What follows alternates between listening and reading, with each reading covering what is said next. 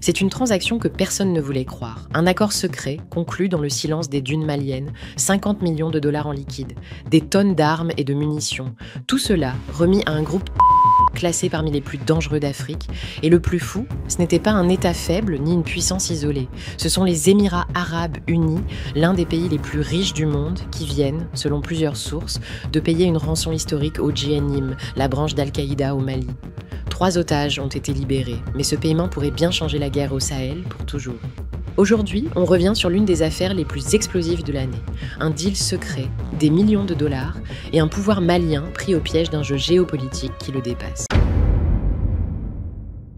Bienvenue sur l'écoute du monde. Likez et abonnez-vous pour rester au cœur de l'actualité mondiale.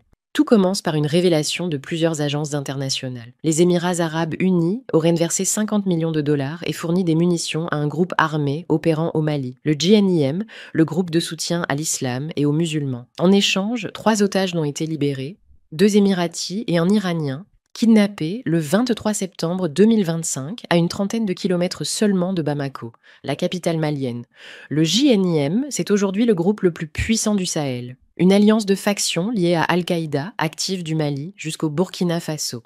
Ses objectifs sont clairs, affaiblir les États, contrôler les routes, imposer sa loi. Cette transaction secrète, révélée par plusieurs médias africains et arabes, serait l'un des plus gros transferts d'argent jamais réalisés entre un État et une organisation active. Officiellement, il s'agit d'un succès humanitaire, 3 vies sauvées. Mais sur le plan stratégique, c'est une catastrophe diplomatique et sécuritaire. 50 millions de dollars, c'est l'équivalent de plus de 15 000 fusils d'assaut ou de plusieurs années de financement pour un groupe armé opérant dans le désert. Et le message envoyé est terrible. Kidnapper rapporte plus que combattre. Chaque rançon versée alimente le cycle de la terreur. Et dans un Sahel déjà fragilisé, cette injection d'argent et d'armes risque d'avoir des conséquences dramatiques. Aujourd'hui, on revient sur l'une des affaires les plus explosives de l'année. Un deal secret, des millions de dollars et un pouvoir malien pris au piège d'un jeu géopolitique qui le dépasse. Le 23 septembre, en fin d'après-midi, des hommes lourdement armés pénètrent dans un aérodrome privé près du village de Tadianabougou, à 38 km au sud de Bamako. Ils capturent 3 hommes, 2 Émiratis et un Iranien. Ils disparaissent aussitôt, direction le nord. Le propriétaire des lieux, un homme d'affaires émirati installé au Mali depuis plusieurs années, avait construit cette piste d'aviation, 3 hangars et une quinzaine de bâtiments. Un visage connu, réputé pour ses actions humanitaires. Écoles, routes, aide aux populations locales. Mais cela ne l'a pas protégé. Quelques jours plus tard, le JNIM revendique l'attaque, image à l'appui, dans une vidéo diffusée sur la chaîne Al-Fat, proche d'Al-Qaïda. Cet enlèvement a une portée symbolique forte. Il s'est produit à quelques kilomètres seulement de la capitale malienne, censée être sécurisée. Le message est clair, aucun endroit n'est sûr.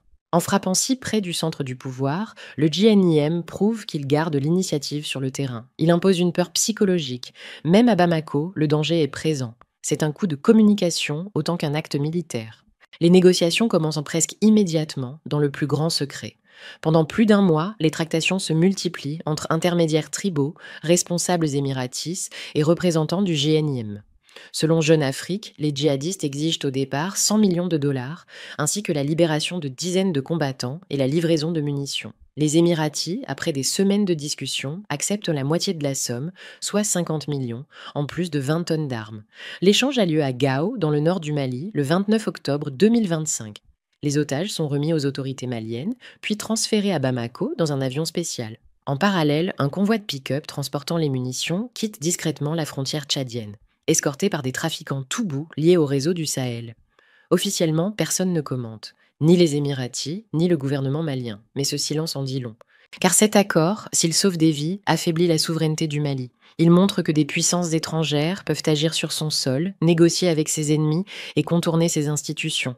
C'est aussi un signal envoyé à d'autres groupes armés, le chantage fonctionne et le kidnapping devient une industrie. Pour le JNIM, c'est une victoire totale.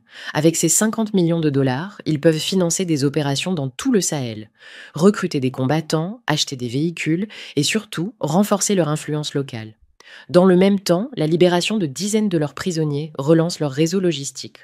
Les analystes militaires craignent déjà un retour de flamme, des attaques plus violentes, mieux équipées, plus coordonnées, et surtout un regain de confiance dans les zones rurales, où les populations, abandonnées par l'État, se tournent souvent vers ceux qui ont les moyens, même s'ils portent des armes. Le JNIM n'agit plus comme un simple groupe armé. Il fonctionne aujourd'hui comme une entreprise de guerre, avec un financement, une stratégie et des objectifs clairs. Chaque rançon devient un investissement dans la peur. Et plus ils sont payés, plus ils s'enracinent. C'est la logique du chaos rentable. On kidnappe, on encaisse, on se renforce et on recommence. Depuis la libération, aucun communiqué officiel du gouvernement malien. Pas un mot d'Assimi Goïta, un mutisme qui intrigue, voire inquiète. Certains pensent guenant que Bamako n'a pas voulu s'opposer au processus pour ne pas compromettre la libération de ses propres soldats, détenus par le JNIM.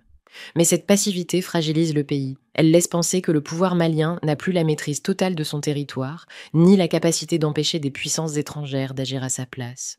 Ce silence révèle un paradoxe. Le Mali veut apparaître comme un État fort, indépendant, libéré de l'influence occidentale. Mais sur son propre sol, ce sont d'autres qui dictent les règles. L'affaire des otages dévoile les limites du nationalisme militaire, lorsqu'il se heurte à la réalité du transnational. L'accord a sauvé 3 vies, mais il a peut-être condamné des centaines d'autres, parce que désormais, dans le nord du Mali, chaque étranger devient une cible potentielle. Chaque rançon devient une promesse d'armement, et chaque dollar versé devient une balle de plus tirée contre les forces maliennes. Les États-Unis ont déjà appelé leurs ressortissants à quitter le Mali immédiatement, craignant une vague d'enlèvements similaires. Et pendant que les diplomaties occidentales se murent dans la prudence, le JNIM, lui, compte ses gains et prépare déjà la suite. Au Sahel, chaque victoire humanitaire peut devenir une défaite stratégique. Les Émiratis ont voulu sauver des vies, mais en payant, ils ont acheté du temps. Pour les terroristes, le Mali, lui, se retrouve face à une vérité brutale. Dans cette guerre sans fin, la ligne entre la diplomatie et la complicité devient de plus en plus floue. 50 millions de dollars, 3 otages, des dizaines de prisonniers libérés et un groupe qui sort plus fort que jamais. Cette histoire n'est pas seulement celle d'un kidnapping, c'est celle d'un système entier où la survie devient une monnaie d'échange. Et dans ce marché de la peur, il n'y a qu'une certitude. Chaque rançon payée aujourd'hui prépare le prochain enlèvement demain. Merci d'avoir suivi cette analyse jusqu'au bout. Si vous appréciez notre travail et souhaitez soutenir une information libre et indépendante, abonnez-vous, activez la cloche et partagez cette vidéo autour de vous. Votre soutien, c'est ce qui fait vivre l'écoute du monde.